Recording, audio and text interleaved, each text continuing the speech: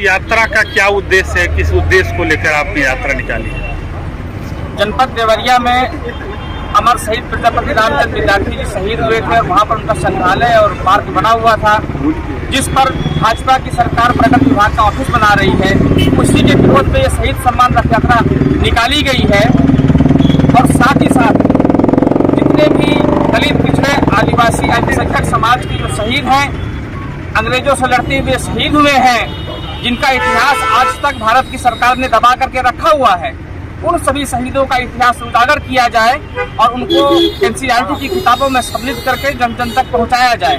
जैसे कल हम लोग गोरखपुर गए तो चौरी चौरा में शहीद भगवान आहिर जी उस टीम का नेतृत्व कर रहे थे जब ये चौरी चौरा वाली घटना घटी थी। उनका इतिहास कहाँ है? वहीं पर शहीद हुए थे अब्दुल्ला जी, वहीं पर अमर शहीद हुए थे लाल मोहम्मद जी, शहीद हुए थे नजर अली जी, मेघू अली जी इत्यादि। वहाँ 19 SC ST OBC के साथी शहीद हुए थे। उनका इतिहास कहाँ पर है? ठीक इसी तरीके से लखनऊ में वीरांगना फूला देवी काशी जी 36 अंग्रेजों को उन्होंने मारा था, अब वो वहाँ पर शहीद हुई थी।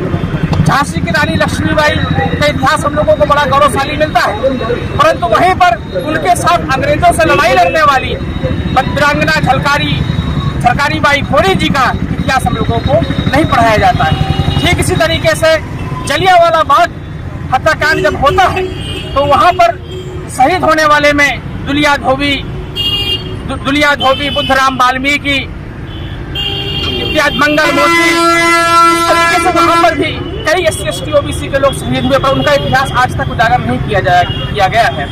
जलियांवाला बाग का बदला लेने के लिए मौर्य सैनी समाज में जन्मे उधम सिंह सैनी जी, जो कई साल तक इंग्लैंड में रह करके वहाँ पर चाय की दुकान में नौकरी किया, अब मौका पा करके उन्होंने जनरल डायर को वहाँ की संसद में घुस करके जलियांवाला बाग का बदला लिया और वो वहाँ पर शहीद हुए। तो हम इस रथ यात्रा के माध्यम से जितने भी SC ST OBC अल्पसंख्यक समाज के अमर शहीद हैं, उन सभी शहीदों का इतिहास उजागर करने के लिए, जन जन तक पहुँचाने के लिए निकले हुए हैं।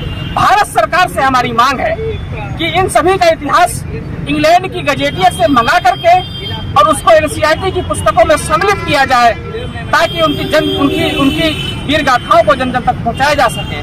साथ ही जिस तरीके से जब से देश में नरेंद्र मोदी जी की सरकार बनी है, ठीक तब से वो लगातार लिटरल एंट्री के माध्यम से अपने चहेतों को डायरेक्ट IAS IPS बना रहे हैं। अब तक 394 लोगों को IAS IPS बना चुके हैं, जिसमें से एक भी व्यक्ति SC ST OBC या अल्पसंख्यक समाज में से नहीं है।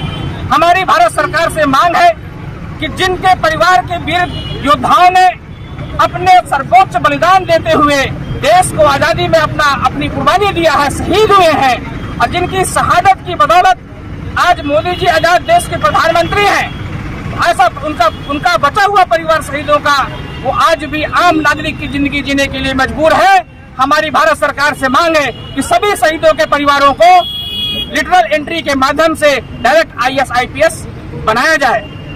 इसी तरीके से आप देख रहे हैं कि आज भाजपा की सरकार 75वां अमृतकाल आजादी का महोत्सव मना रही है। एक तरफ तो आजादी का महोत्सव 75वां मना रहे हैं और दूसरी तरफ शहीदों के साथ में जातीय भेदभाव कर रहे हैं। उसका जीता जागता उदाहरण है देवरिया की धरती, जहां पर अमर शहीद प्रजापति रामचंद्र विद्यार्थी जी के संग्रहालय में सिर्फ इसलिए पर्यटन विभाग का ऑफिस बनाया जा रहा है क्योंकि वो बैकवर्ड समाज के थे, SC ST OBC बैकवर्ड में से आते थे, इसलिए वहां पर वो पर्यटन विभाग का ऑफिस बना रहे हैं। सवाल उठता है कि क्या भाजपा सरकार हिम्मत कर सकती है कि जहां पर महाराणा प्रताप का पार्क बना हो या उनकी मूर्ति लगी हो, वहां पर किसी तरीके का वो सरकारी विभाग का ऑफिस बना सकती है? कोई किसी प्रकार का नहीं बना सकती है। इसका साफ मतलब है कि ये जातीय भेदभाव शहीदों के साथ भी भाजपा सरकार करने का काम कर रही है।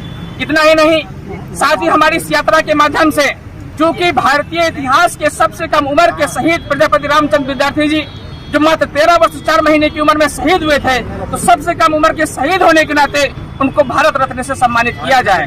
सभी चौराहों में, देश के प्रमुख नगरों में, शहरों में, उन सभी जगह पर सड़कें, चौराहे, स्कूल, कॉलेज, विद्यालय, अस्पताल शहीदों के नाम से होना चाहिए। और साथ ही संसद भवन में भी सभी SC ST OBC के शहीदों के चित्रों को लगाया जाए। ठीक, धन्यवाद।